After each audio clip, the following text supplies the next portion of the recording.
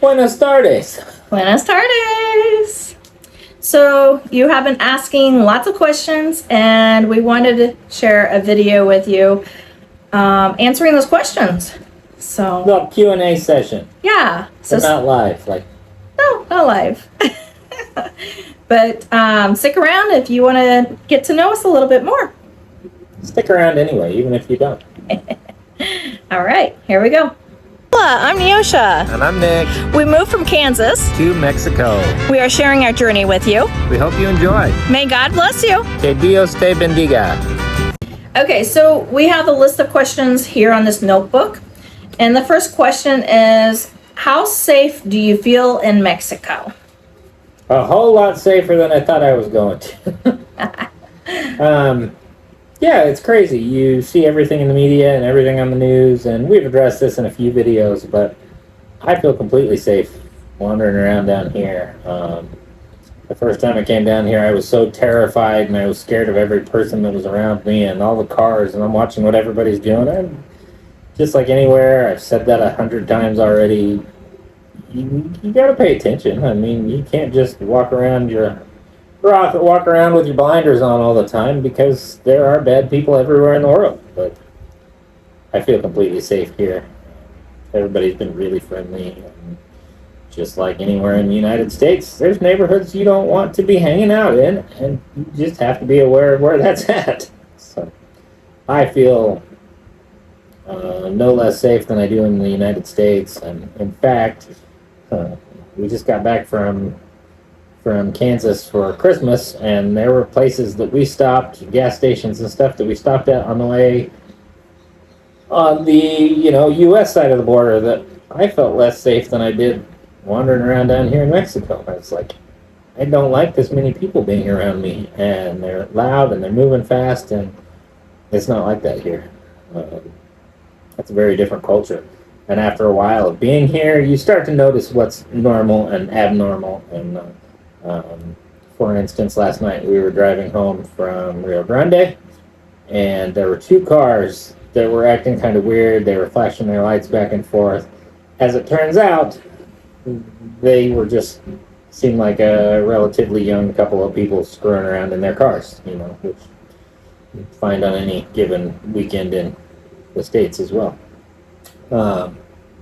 But you notice when things are not quite normal, things are a little abnormal, and maybe you ought to, your feelers go up on high alert, and your spidey senses start tingling. And so yeah, I don't feel any less safe here than I do in the United States, I think. And for me, I feel the same way. I actually feel safer here, in a sense. I feel like I can just go anywhere and not worry about things. Yeah. As far as in the States, it's more like you have to worry about your purse, or somebody trying to steal something of yours or whatever. Here it doesn't feel that way. People leave their purses in the basket, and they'll walk off and go do something, and nobody steals it. That has actually surprised me a few times. Where were we at? We were at a restaurant the other day, and I noticed this lady got up to go do something. She left her purse laying there. I was like, I wouldn't do that. I mean, I don't carry a purse, but I wouldn't do that in the United States. And here she's in the middle of Mexico doing that. Yeah. After everything you see on TV, how could she possibly do that? Because she feels safe here. Mm-hmm.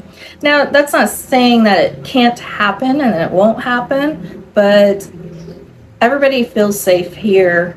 If they do something like that, they're like, oh yeah, it's fine, and nothing happens. So it can happen, but right. Rarely. It can happen anywhere and everywhere. So. Yeah. So, but I do completely feel safe here in Mexico, and we did run across somebody in Rio Grande that's working there right now. He's from Chicago, and he said he feels more safe here than in the States. So he said when he was walking around Chicago, he'd tuck in all his jewelry. If he was out after dark, he'd tuck in all his jewelry. He'd take off. He had a jewel inserted in his face. said he'd remove that to walk around Chicago. He didn't want to draw any attention to himself. And he said down here, when he first got here, he was doing that. He was tucking everything in, and he was just as nervous as he could be. And then he said, now he'll go get tacos at 2 in the morning, and he doesn't worry about leaves tucking everything things away. out because he said people are just friendly here. Yeah. It was really interesting to talk to that guy, Yeah. On a safety sure. aspect, because we walked in, he looked like he belonged here. He looked like all of the Mexicans, and he was behind the counter, and so we gave him a Buenos Dias and whatever, and I was looking around, and he looked at me and said, "Are you looking for something specific?" I was like, that was a little too good of English for any of the shopkeepers around here. And he was like, "Yeah, I'm from Chicago." And he was just a joy to talk to. We sat there and talked for, I don't know, 5 or 6 minutes. So it was good to talk to him. He's been in Mexico for, about 5 years or that's what we understood longer. from his I don't story. know, but he says he feels more safe here. So that kind of helped us to reaffirm that it is safe. Yeah. So, all right, the next question. What made you move to Mexico? We got a whole video on that. Yeah, and we will link it right here, so it'll be one place or the other, but it'll be there. Wherever it appears. So, what made us really move to Mexico is getting the calling from God. I mean, that's just how it worked. So, and I've said before, in I think maybe only that video, once upon a time I believed God was, someone to be worshipped from afar and not really doing the things of the Bible anymore. I guess my faith was a little left something to be desired. And then all of this started, and it's a really amazing story. And he's still moving, and still talking, and still doing all of these things. And you just got to learn how to listen and obey. yeah. And a lot of times the obey part is really hard. Because I didn't want to pack up and move to Mexico. It's hot, and it's sticky, and it's not as convenient as the United States. And it was scary, right? It was terrifying, and when you do these things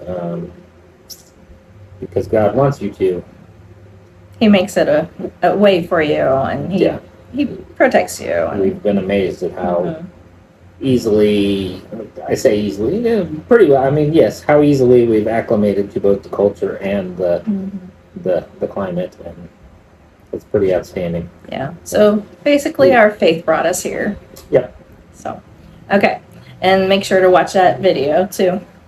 The next question: what part of Mexico has been your favorite? When we first came down here, I would have said, "Oh, obviously the base and the town that we live in," and we love that. We love where we're at here. There's been a few times that we've been accused of complaining about this area. It's not a complaint. It's really just observations. I mean, there's difficult things about being where we're at, but we are sure this is where God wants us, so we're not going to leave, no matter how difficult that part of it gets. But in our travels, we really loved Oaxaca City. We're not smart enough to handle their parking lots, which is in a couple of other videos. But there's so much culture, and I mean, we got pictures in front of a church that was started in 1535 the other day. I mean, those are just things that are hard to match. I think we both really love Tehuacan. It was on the way down here. It was just a stop on the side of the road for us to spend the night, and that's all Tehuacan was. And we've been there a couple of times now. I don't know. The streets are busy, and you drive through, and goes back to the safety thing. You'll see women and children walking around at night by themselves, and that's a pretty good feeler gauge for how safe people feel in these areas. And you just got to pay attention to things like that. Yeah. And they do that all over the place. The streets are well lit. In the main parts of the city, it's well lit and well traveled, and there's just stuff going on all Yeah. the time, and so we really loved that city. Mm-hmm. Yeah, there are several cities here in Mexico that have become our favorites. We haven't been on It's a like- lot, but Yeah, but most of Mexico is our favorite. Is what, at least where we've been. Querétaro, that was a beautiful city that actually is a little more it Americanized. looked so American as we were Mhm. driving through it. You know, But it was just gorgeous. I don't know. We It was really gorgeous, loved it. And we drove through it. That's all. We didn't stop or anything like that. We're hoping to make it back to enjoy that city for a couple of days sometime. Same with Tehuacan. And then Saltillo. we did enjoy Saltillo. Yeah. And then San Luis Potosi. Sorry. We did like that town as well. We would like to learn the culture and the history and everything of each of these cities. We would love that. Yeah. So eventually we will Yeah. find weekends that we can go and explore and everything. Rio Grande, which is about 20 minutes from us, we do really love. So Yeah, we didn't think we were going to the first. mhm. I won't speak for her. The first couple of times we went there, I was like, just not much to it. But I don't know. Every time you go there, you find something new Uh-huh. and exciting, and there's more stores and there's more Yeah. things, and We love it. yeah. So, and if we had to choose between going to Puerto Escondido, which is this direction, and Rio Grande, which is this direction, we choose Rio Grande Yeah. over Puerto Escondido. So, And Puerto Escondido is a big tourist town, Mhm. and I yeah, don't know. For that, a lot of people it love kinda Puerto kills- Escondido. That part of it kind of kills it for me because Mhm. I'm not super social, and so Yeah, having a million people running around doing touristy things makes me a little nuts. Yeah. So, and I used to love the touristy stuff, but I am down here to really immerse myself into the native culture. Yeah. And when I go to Puerto Escondido, I don't feel like I'm getting much of the culture. No. Yeah, it's a beautiful town. It's a beautiful beach, Zicatela, and everything like that. But everywhere we go, there are more tourists than there are locals, it feels like. Yeah. At least for us. and I'm sure that's not entirely Yeah. true, but we have just been there. We've been there a lot, Mm-hmm. and every time we're just inundated by so many people that Mm-hmm. uh, Yeah. So Rio Grande, we really enjoy, but we have our few A lot of- spots that people seem to be people seem to be excited to see us coming because they know we're going to go shop with them because I don't know, we have our few stores that we really like. Our carniceria mm-hmm. is family run. It's a husband, Yeah. wife, and usually a small child hanging out behind the counter. And Yeah. they always see us coming and give us a big wave, Yeah. and it's We love exciting. that. Yeah, it's exciting when people Mhm. recognize you. Yeah. That's what we want. We want to get familiar and get to know the locals. Isn't that an So- old Cheers thing? Sometimes you Ah. want to go where everybody knows your name. Right. Okay, next question. What was the biggest shock between the USA versus Mexico? Do I get to start this one? Go ahead. I've been talking a lot. He does talk a lot. He actually does not talk a lot, but he loves talking on the videos. Yeah, I don't know. So, which is good. So, Yeah. all right, go ahead. So, the biggest shock, it's actually a positive thing, and it goes back to the safety stuff. I have been shocked with how much I love it here, and how safe I feel, and how, I don't know, everybody, we were so worried before we came down here. Oh, what do we need to pack? Should we pack this? Should we pack that? Are we going to be able to find these things there? You can find pretty much everything here. I was sad because I couldn't find my black tea here in the past. And there's a couple of videos on that one. But then we went back to the States and I can't find my black tea there either. I'm not exactly sure what happened to instant black tea powder. This is a big thorn in my life. But but yeah, and now that we came back, now I found it in Puerto Escondido. It was outrageously expensive, but you can find it. You know, you can find almost everything. It just takes some getting used to. It just as moving to any new area. You know, if we moved to Los Angeles or something, I wouldn't know where to go to find everything. I would. My biggest shock between USA and Mexico is how more open and friendly people are here in Mexico. Yes. As far as the USA, when you're in the United States, people are on their own agenda, and there's not good morning or good afternoon or anything. If you say hello and you smile at them, sometimes you might get a hi, you know, like, why are you talking to me?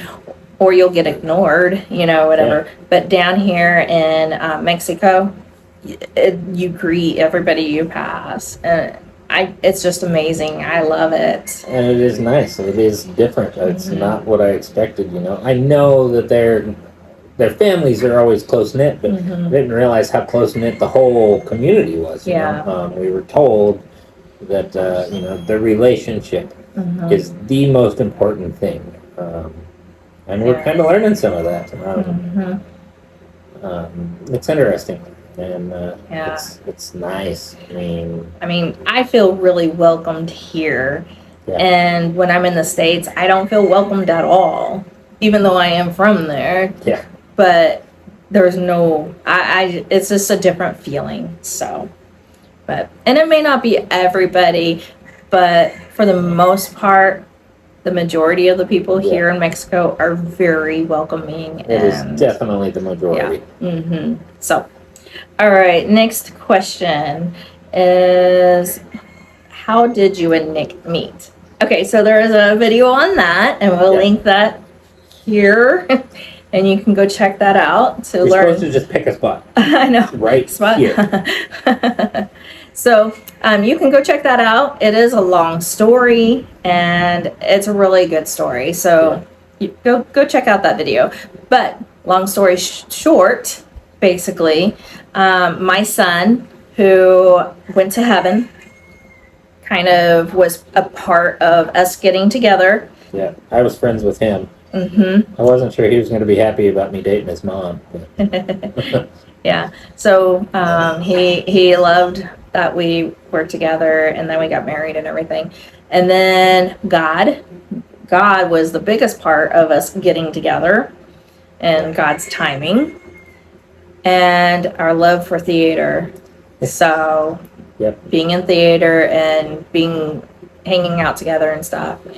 During theater we just became friends. And, you know, it was good, but then after theater was over, we just didn't talk anymore. Of course, she was dealing with her son's illness and stuff. And, so we had different paths. Yeah, but yeah, it's a good story. So make sure to check out that video. All right, next, was your family supportive of your decision moving to Mexico? 90% yes. 98% yes. Yeah, 98%. We had already decided we were going to move to Missouri, and it felt like people were less thrilled with that. No. Yeah. It felt like people were less thrilled with that than they were with this. They were like, "Why are you moving?" They were crying. They were upset, and like it was only to move. It was 6 hours away from home. Yeah. Now we're 34 hours away from home, and we had so much more support coming here than we did when we told them that God is leading us down here and everything. We had such a different reaction. We're like, that is great. That's where you should be going. And it's like, are you sure? Because this is much further than where we were going to go. It was just an interesting response. And even some that are not exactly believers we're more supportive of this. I'm like, you realize that you don't believe in God, and we're saying that God's sending us there, and they're like, oh, you should go if that's what you feel like. And it was very confusing. So anyways, But awesome. Yeah, they're pretty much 98% supportive, for sure. I mean, there's that little inkling where it's like, I just don't know, but And why Mexico? yeah, so, but they're seeing how well it's going and everything, so yeah, they're happy to see our journey and how it's going. So, okay, next, do you get homesick?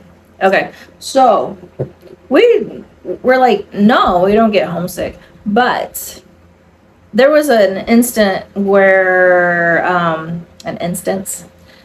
I ended up, I don't know, feeling down, and I couldn't quite figure out what was going on. And it wasn't that I missed the States. It wasn't that I didn't enjoy it here. I loved being here and everything. And I couldn't figure out what the problem was.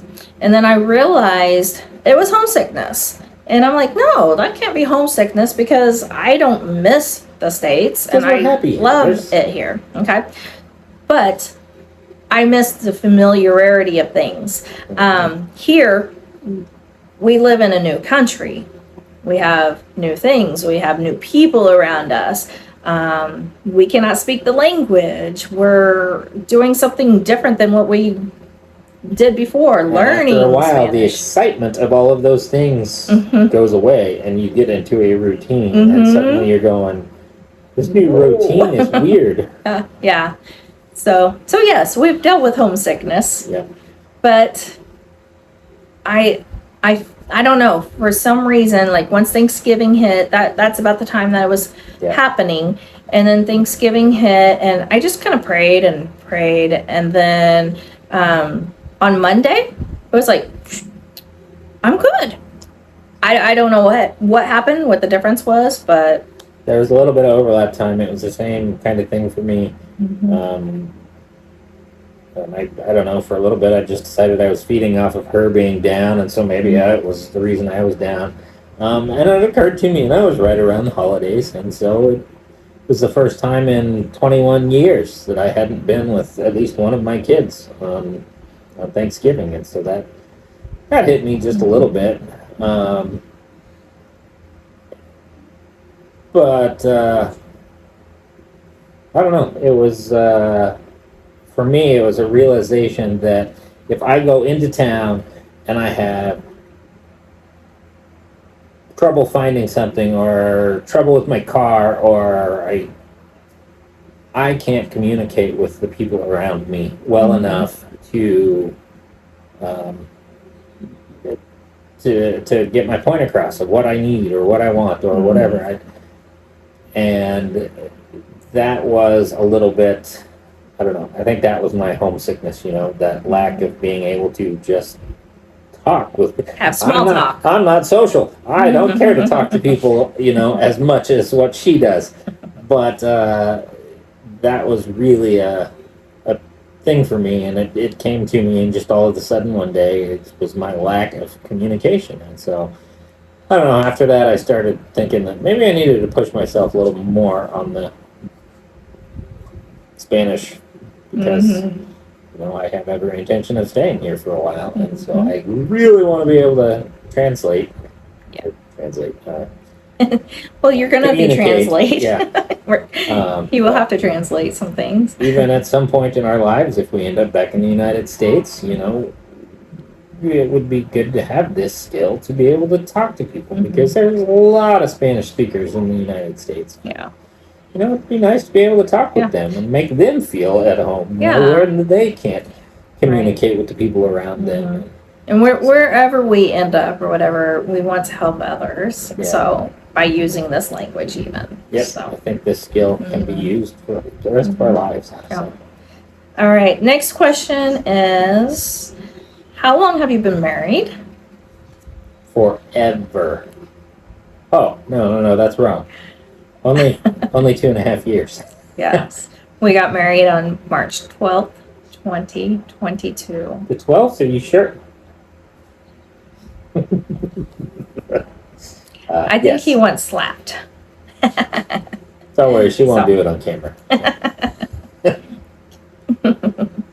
Okay. Yes, we're still technically newlyweds, which, you know, some people might think it's a little nuts to get married and then disappear, but like we were talking about God's timing, there are so many stories, and I don't know if we could make a long enough video for all of the God's timing things that have happened in the last 5 years. So many things.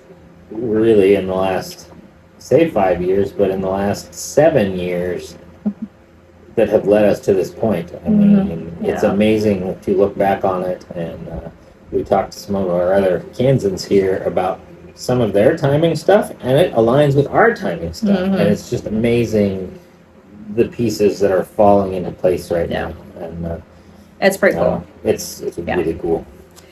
All right, next question. Were you both equally committed to this, or is one of you more into it than the other? I want this question. Okay, go ahead. She was way more into this at first. So when I first heard about an opportunity to come down here, my response was, that sounds great for somebody else. That's how much into it I was. The day that we realized that we were actually being called to come down here, she was like, great, let's do it. And I was like, what are you talking about? I thought she was nuts.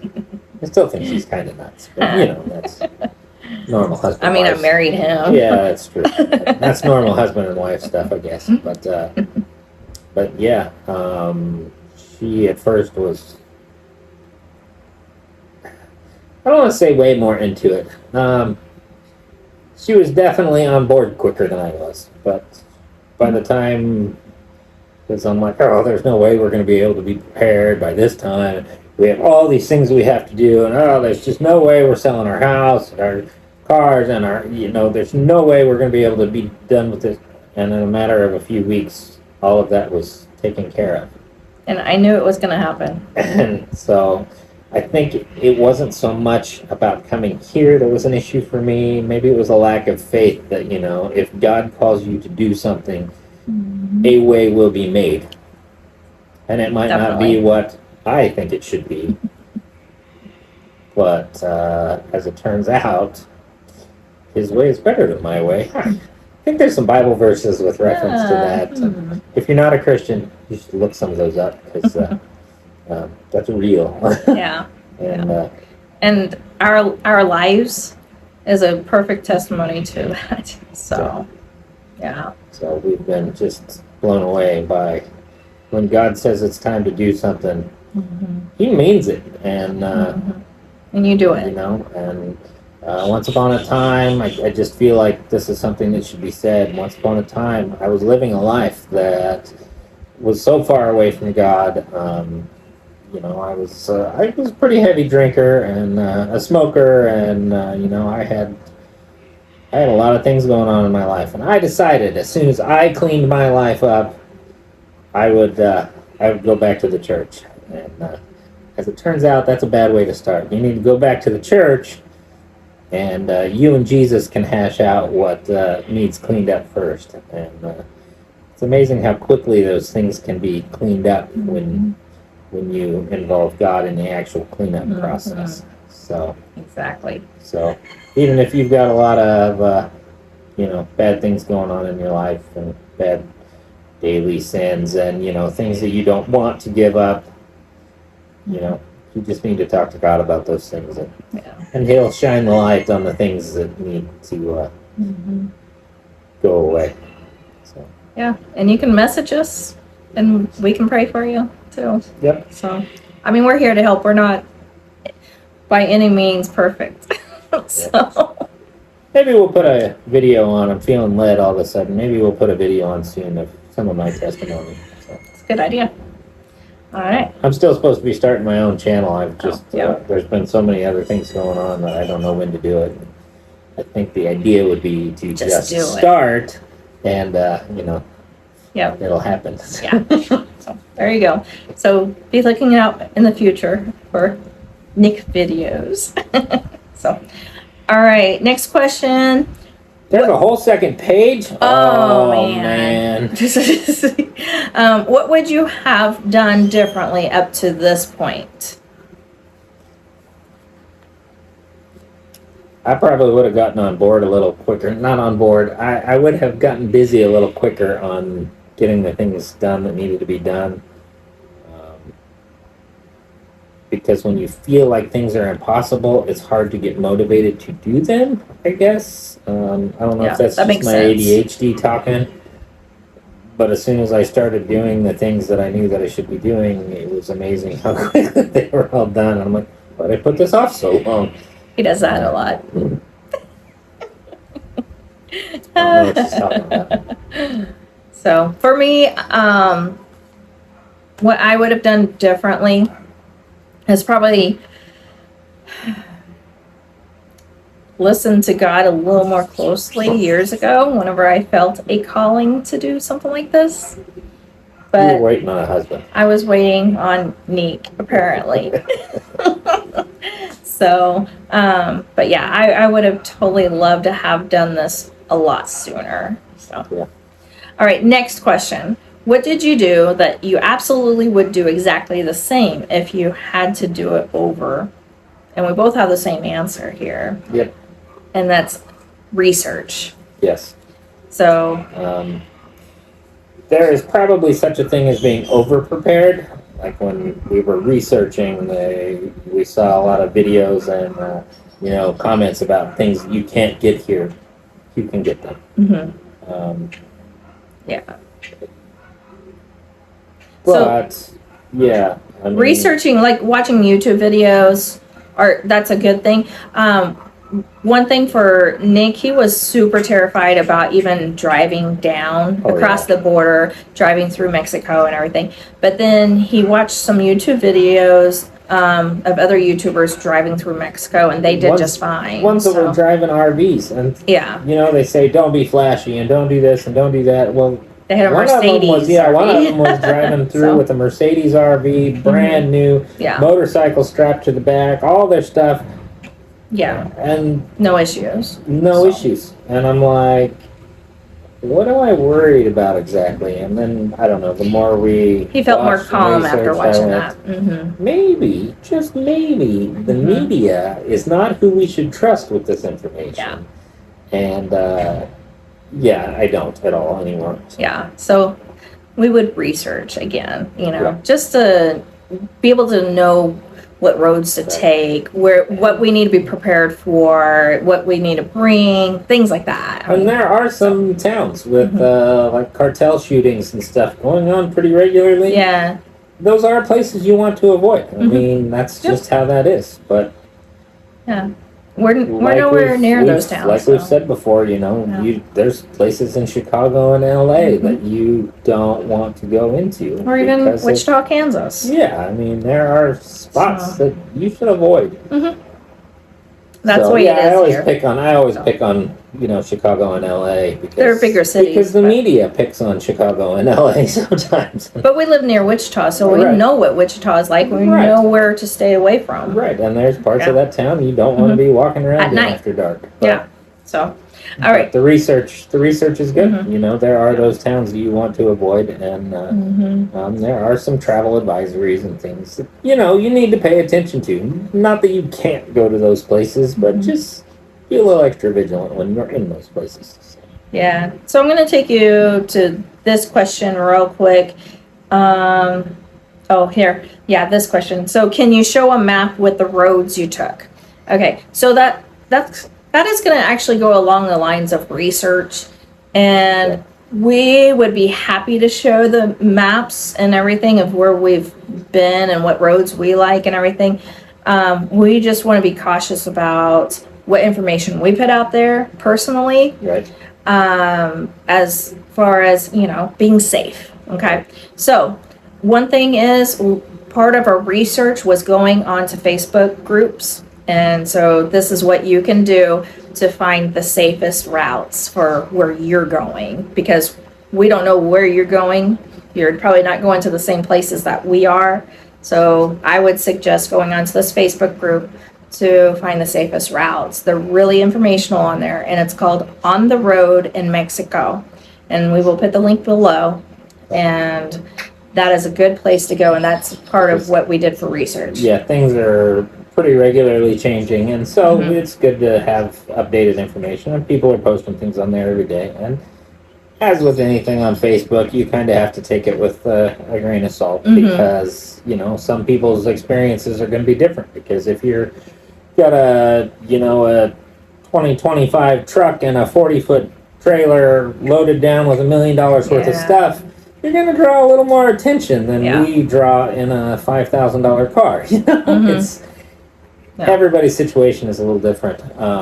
And if we find out that the roads that we've been taking are unsafe, we will be cautious of that and try to find another road, you know, that might be safe. One thing that everybody seems to agree on is a lot of the toll roads, which pay pretty good money for tolls just driving through Mexico. We never did get a complete total on what it cost. I wanted to get the to USA and then back. One toll, we had one toll on, it's the Arco Norte. Okay, the Arco Norte goes around Mexico City. You don't want to go through Mexico City. It's a little bumpy, unless you research a lot. Unless you are headed to Mexico City. If that is your destination, good luck. We don't really have any interest in driving there. No. I would have interest in going there. Yeah, we would take a bus or a taxi there. But we don't want to drive We there. have heard too many horror stories about driving through. And maybe, you know, that's one of those things that we need to research. But the Arco Norte, we get on it at one end and drive all the way around. That toll is 450 pesos, which is $22.50 at the current exchange rate, which is about 20 to 1. That's $22 the most expensive that we've dealt with. Yeah. All the rest of them are between 50 and 150 pesos, roughly. We had one 11 peso toll because somebody made a wrong turn and got us whatever. We won't talk about that one. That was our cheapest toll, you know, which is about 55 cents. But that was just because I don't know where I was going. Yeah. I was watching a volcano between Puebla and Mexico City, and I got a little distracted, and then I ended up on the wrong road. He likes the volcanoes. I do. I've never seen an active volcano in my life, and so it's fun to watch that mountain smoke. All right, next question. Will you be staying in Mexico after you finish your Spanish school? I hope so. Yes. That is the plan, for sure. We don't know how long. Nope. But the plan is to stick around here. I am actively working on, before I said that I was, you know, going to be working on, but right now I'm actively working on helping get the automotive program in the trade school at our mission base here started. And so, you know, with that going on, so yes, when we're done with the Spanish school, I hope to be helping with that. Yeah. Who knows? Maybe a year, maybe 20. But yeah, we don't know. But as soon as God says go do something else, then we'll talk. But, we plan on staying as long as we have a place, I guess. Yeah. And so the plan right now is we're going to do a level 3 Spanish school. We'll be done with that at the end of February, and then we'll be going back to the States because we have a couple of kids graduating from different schools, as far as Air Force Tech School, and then his daughter, she's done with high school, but she wants to walk the stage in May. So we'll be in the States for 4 months, and then we'll come back and do a level 4 Spanish school and go from there. I'm hoping to do a level 5 Spanish school, and then those are how many levels there are. So level 5 would probably be nice, but at the time that she's doing that, I'm gonna probably be busy with the school, so it's gonna be hard to do both. Yeah. So that's the plan. But is there an organization sponsoring your stay in Mexico? No, but if you'd like to, we would allow it. So far, no. We do have we have had some help from several people. We really appreciate the help. Definitely. So far, we've just kind of trusted that God would provide, and so we have spent 90% of this, 95% of this has all been on our own dollar. Yeah, because we sold everything before we came down, so that's what we've been using. I have a house that I sold on a land contract, and so that's making some monthly income at the moment. But not enough to support us, but because we're still paying for things in the States, right. So we have stuff there that we're paying off. Hopefully, over the 4 months that we're back in Kansas, hopefully we'll be able to get rid of a few of those things, and make life a little bit cheaper for us. But and we're soon going to be putting out some videos. I don't know if it'll be here on our channel, but we're going to put out some videos about the school that I'm helping start, the program that I'm helping start, and we're going to be looking for some supporters for the automotive program. So how that works, just so you kind of know what we're getting into when we're getting into that. The Bible school students, learn how to become preachers and, to become missionaries. But we don't want to send these people out as preachers only, because that relies on the local people to just pay to support them. And that is not the goal. The goal is to give them a trade. So they've got a nursing program that they're working on. They've got an automotive program that we're working on. They've got a,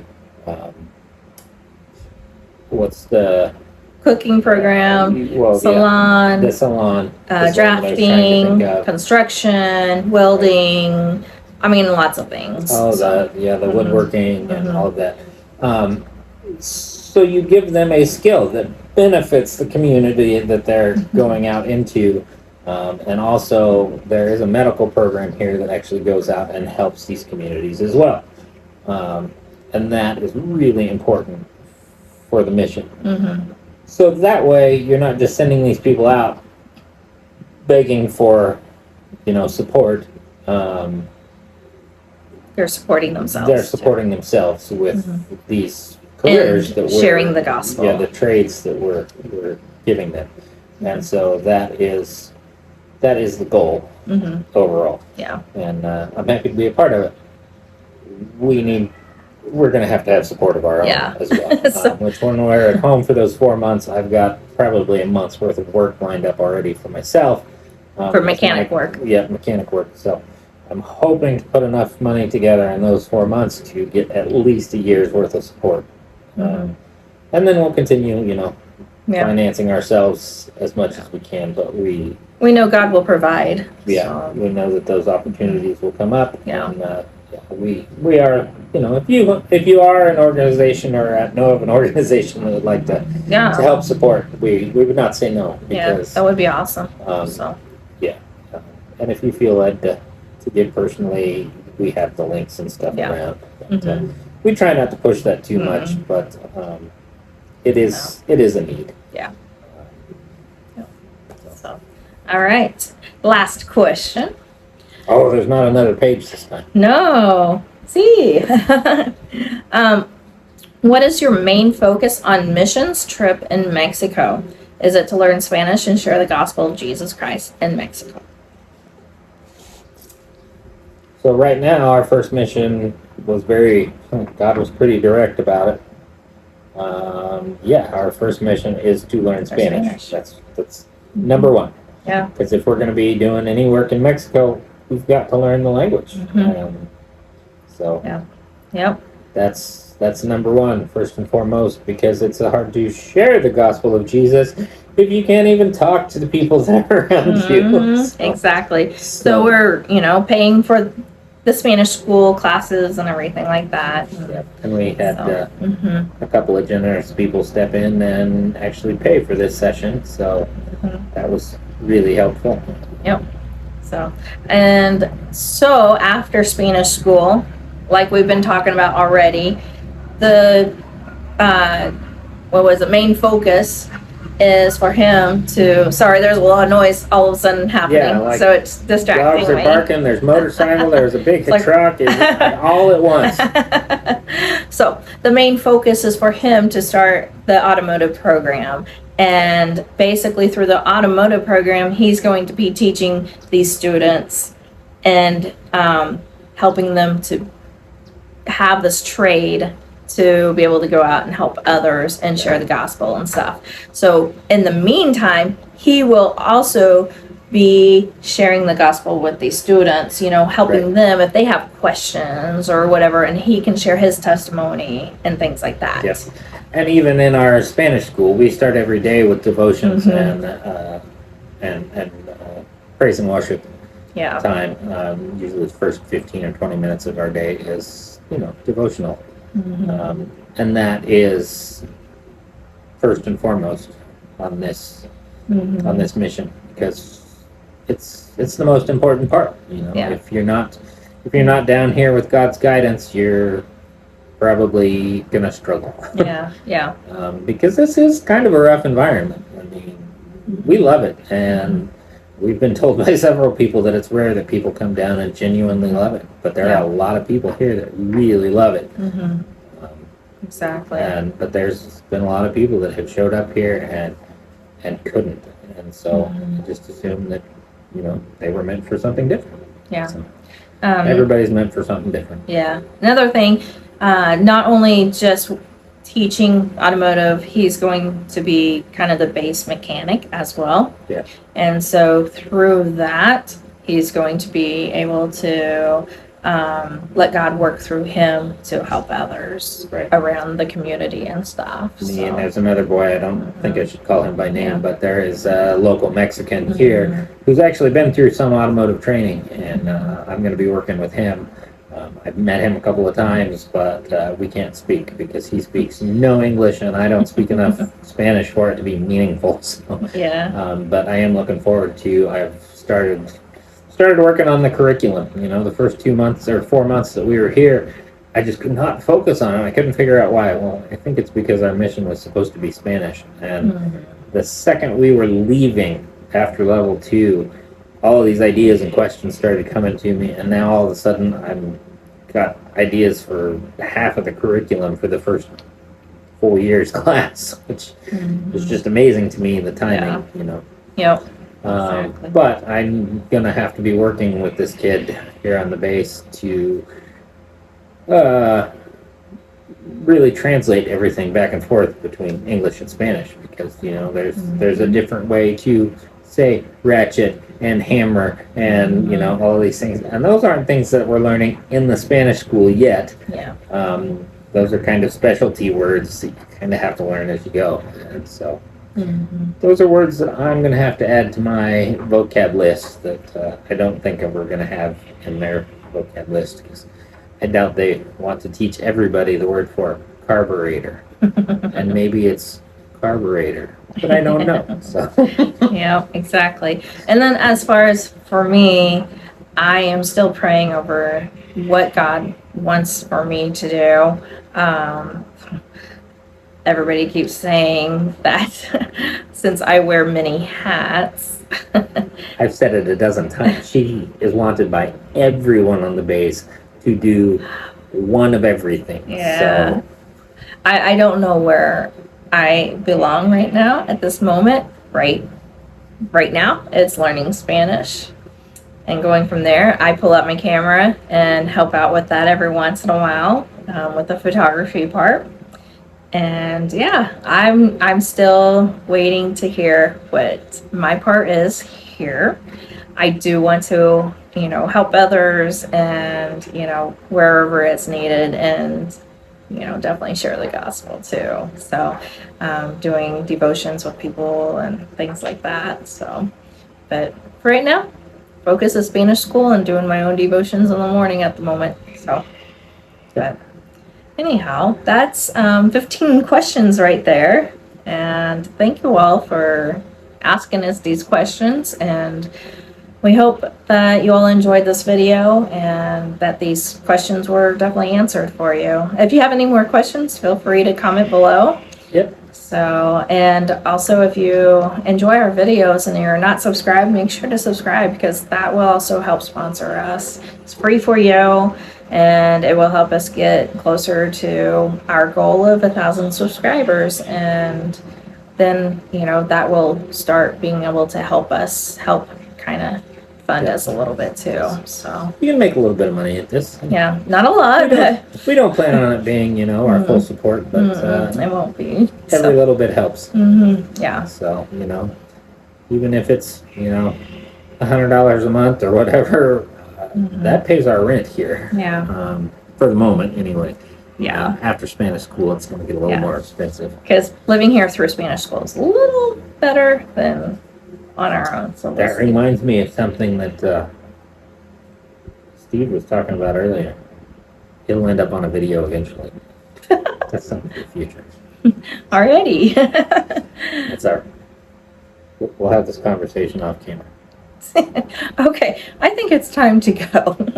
So, but if there are any other kind of videos that you would like to see, because a viewer asked if we can do a Q&A session, which is why we did this. There are any other types of videos that you would like to see, comment below. That way we know what kind of videos to put out for you. So we are happy to make any videos for you. We love our vlogs and we're glad that you guys are enjoying them too. So, all right. Adios. Adios.